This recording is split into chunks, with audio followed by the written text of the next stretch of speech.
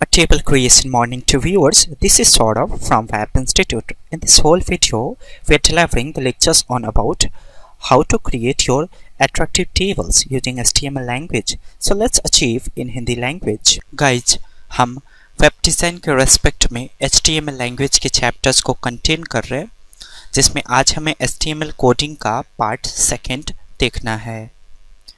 So guys, ये video previous video का continuation है. सो काइंडली इस वीडियो को अचीव करने से पहले आप इसके प्रीवियस वीडियो को देखें, फिर इस वीडियो को कंटेन करें. क्लियर? सो इस वीडियो सीरीज में हमें अचीव करना है कि हम इस तरह के टेबल को किस तरह से बनाएंगे.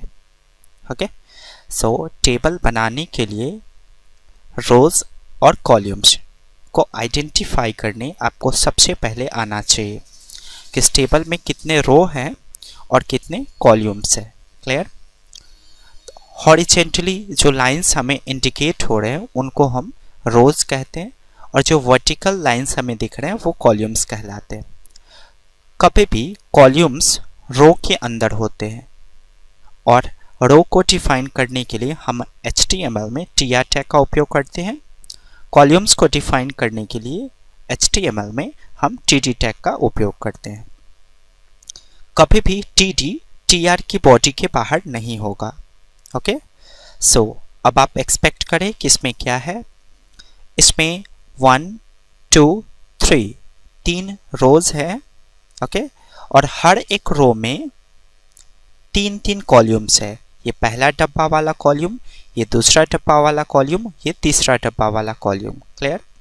यानी कि जब हम कोडिंग करेंगे तो पहले tr में 3 td, फिर दूसरे tr में 3 td, और फिर तीसरे tr में 3 td. क्लियर? अब आप इसको प्रैक्टिकली अचीव करें. तो सबसे पहले HTML के डिफ़ॉल्ट स्ट्रक्चर को राइट कर ले.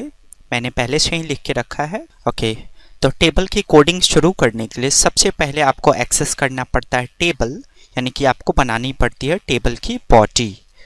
टेबल टैग को आप शुरू करें और टेबल को क्लोज कर ले. क्लियर? तो यहाँ पे हमने टेबल की बॉडी शुरू की और टेबल की बॉडी क्लोज कर ली. अब आप देखिए, हम बना रहे हैं इस तरह के टेबल को.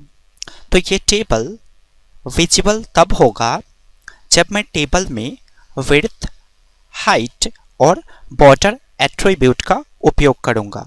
अगर मैं टेबल में विड्थ, हाइट और बॉर्डर एट्रीब्यूट का उपयोग नहीं करूंगा तो इस टेबल की साइज क्या होगी ये हमारा ब्राउज़र भी आइडेंटिफाई नहीं कर पाएगा. इसलिए ये टेबल परफेक्टली नज़र नहीं आएगा. तो बेसिकली आप क्या करोगे, सबसे पहले टेबल में विड्थ एट्रीब्यूट सेट करोगे. ओके, अब आप अपने टेबल की जितनी चौड़ाई चाहते हैं उसको डिफाइन करें. क्लियर?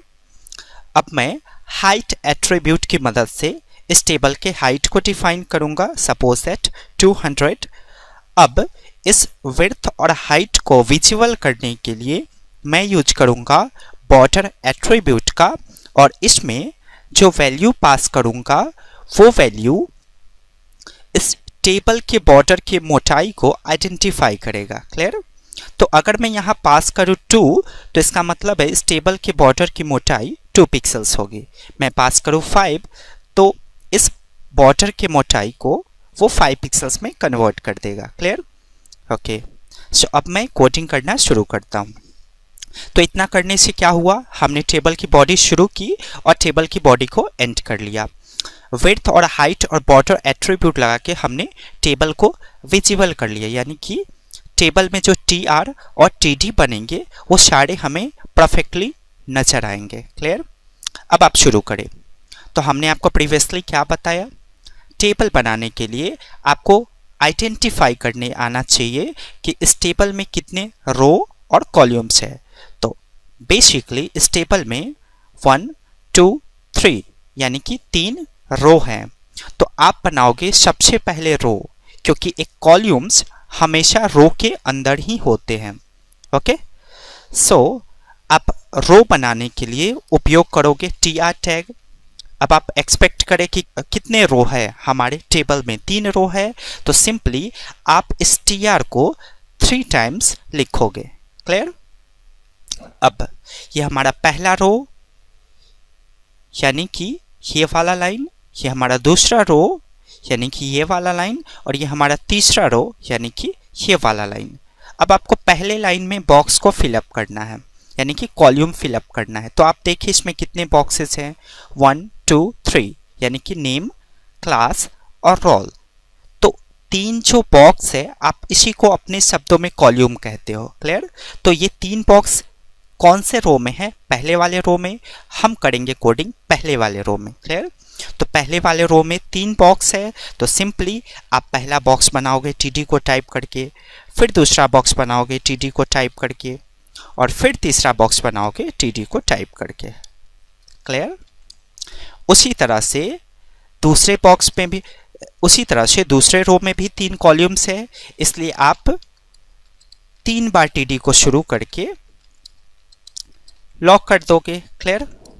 ये हमने दूसरे बॉक्स को शुरू किया और बंद किया, फिर हमने तीसरे बॉक्स को शुरू किया, फिर हमने तीसरे बॉक्स को बंद किया। ओके, फिर इसी तरह से तीसरे रो में भी 3 डब्बे हैं, तो आप फर्स्ट कॉलम को शुरू करें और फिर बंद करें, फिर दूसरे कॉलम को शुरू करें और फिर बंद करें, फिर तीसरे कॉलम को शुरू करें और फिर बंद करें।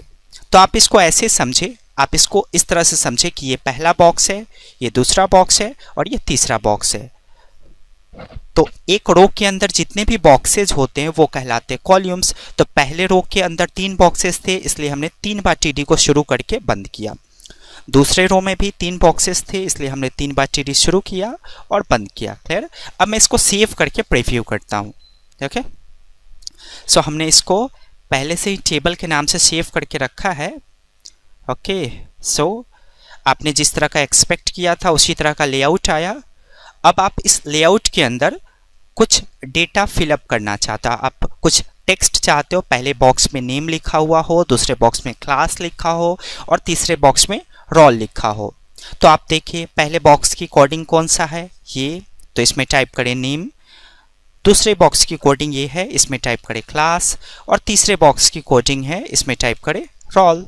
ओके, अब आप इसको सेव करके रिफ्रेश करके देखें।